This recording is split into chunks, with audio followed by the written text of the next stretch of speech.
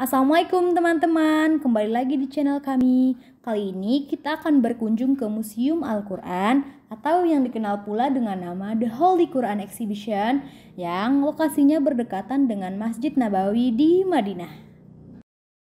Museum ini didirikan pada 35 tahun silam, tepatnya pada tahun 1984.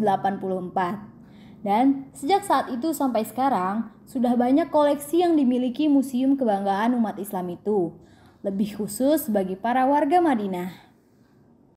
Bapak-bapak dan ibu sekalian, diberikan kemuliaan Allah Subhanahu wa Ta'ala untuk berada di kota Nabi, untuk berada di tempat dahulu turunnya ayat-ayat suci Al-Quran.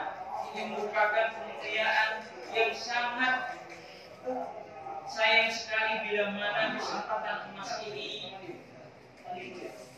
lewat begitu saja tanpa kita mendapat pahala dari Allah Subhanahu wa Ta'ala. Allah Subhanahu wa Ta'ala berfirman, "Syahrul Ramadan alladzi unzila fihi al-Qur'an." Bulan Ramadan adalah bulan di mana diturunkannya ayat suci Al-Quran.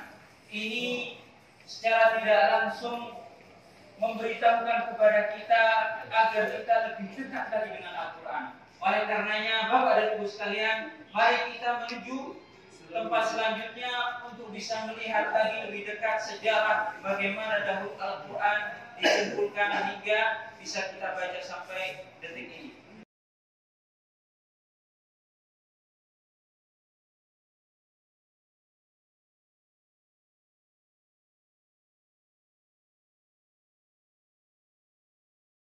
Ruangan ini berbicara tentang kebesaran Al-Quran.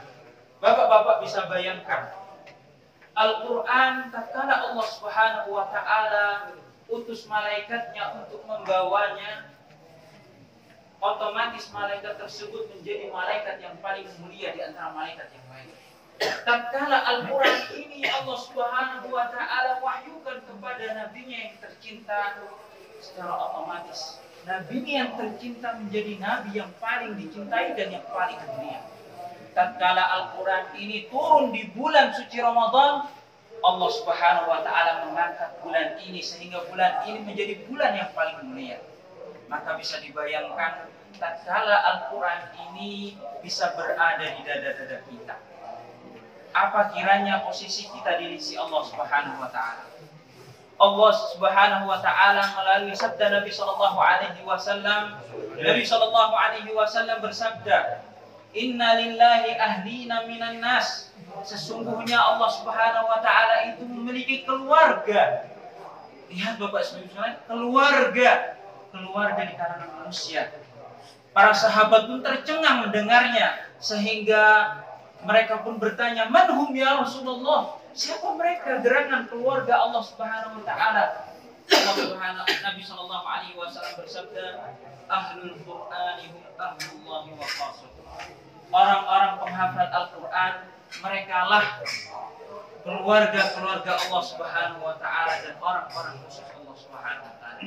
Inilah pahala, inilah kedudukan yang dimiliki mereka yang mau mengagungkan Al-Quran dalam dada-dada mereka, yang mau membaca Al-Quran. Karenanya Allah Subhanahu wa Ta'ala berfirman, "Wa nunazzilu minal Qur'ani ma huwa shifaa'un wa rahmatun lil mu'minin." Dan kami turunkan Al-Quran kepada manusia untuk apa Bapak dan Ibu sekalian? Wa rahmatun lil mu'minin. Shifaa'un wa rahmatun lil mu'minin, sebagai obat untuk hati-hati manusia dan rahmat bagi mereka. Maka Bapak Ibu sekalian, insya Allah pada ruangan berikutnya kita akan mengenal lebih dekat lagi bagaimana Al-Quran ini bisa turun kepada Nabi Muhammad SAW dan bisa sampai kepada kita semua. Mari Bapak-bapak terlebih dahulu.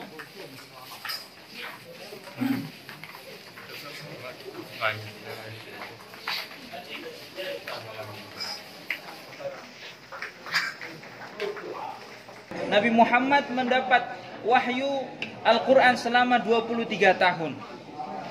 Ya, selama 23 tahun. yang mewahyukannya adalah malaikat Jibril alaihissalam. Namun tatkala berselangnya waktu, yaitu tepatnya pada kekhalifahan Abu Bakar As-Siddiq, terjadi sebuah peperangan yang sangat amat besar, yaitu peperangan Yamamah.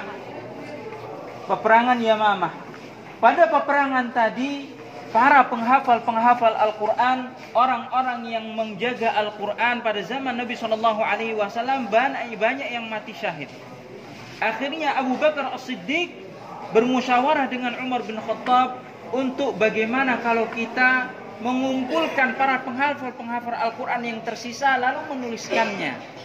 Akhirnya sepakat para sahabat untuk menuliskan Quran pertama kali, yaitu di zamannya Abu Bakar As-Siddiq. Sehingga pada zaman tersebut Al-Quran dikenal dengan Al-Mushaf. Al-Mushaf. Jadi sebutan Mushaf pertama kali itu, yang pertama kali menyebutnya adalah Abu Bakar As-Siddiq. Baru setelahnya, tatkala kekhalifahan Utsman bin Affan, terjadi pertikaian antara kaum muslimin. Mereka berselisih dalam bagaimana membaca Al-Quran. Melihat yang demikian, Utsman bin Affan takut bila mana Al-Quran ini nanti akan hilang. Dengan membesarnya perselisihan, ditakutkan Al-Quran nanti akan hilang. Akhirnya Utsman bin Affan bermusyawarah lagi untuk menyatukan Al-Quran. Menyatukan Al-Quran dengan lughatul Quraisy. Jadi Bapak dan Ibu sekalian, Al-Quran ini dulu turun dengan bahasa Arab, namun berbeda lahjanya. Ada lahjah Quraisy, kabilah Quraisy, ada lahjah kabilah fulan dan fulan, banyak sekali. Namun Utsman bin Affan untuk mempersatukan umat manusia kala itu mengumpulkan Al-Quran dalam lughatul Quraisy, bahasa Arab tapi versi kaum Quraisy, kabilah terbesar pada masa itu. Akhirnya dituliskanlah Al-Quran pada masa Utsman, dan mushaf yang ditulis pada masa Utsman tersebut diberi nama Al-Mushaf Al-Utsmani. Al-Mushaf Al-Utsmani inilah yang berada di depan ibu sekalian. Inilah Mushaf Al-Utsmani. Itu sedikit sejarah bagaimana turunnya Al-Quran. Dari sejarah tadi kita tahu bahwasanya Al-Quran hakikatnya itu dijaga melalui orang-orang yang menghafalnya. Allah Subhanahu wa taala berjanji tatkala menurunkan ayat suci Al-Quran bahwa Allah Subhanahu wa taala sendirilah yang akan menjaganya. Allah Subhanahu wa taala berfirman, "Inna nahnu nazzalna dzikra wa inna lahu lahafidun." Sesungguhnya kamilah yang mewahyukan Al-Quran dan kami yang akan menjaganya.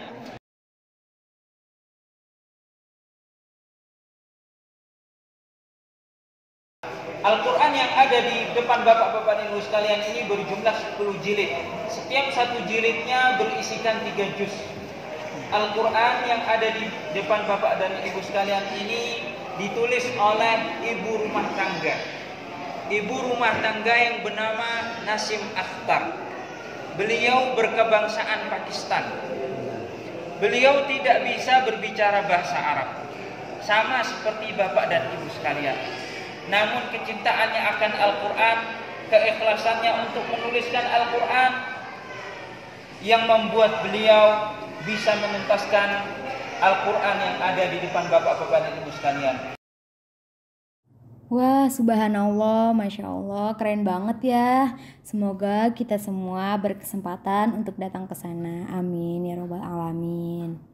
Cukup sekian untuk video kali ini. Kurang lebihnya mohon dimaafin ya. Jangan lupa untuk like, comment, share, dan subscribe.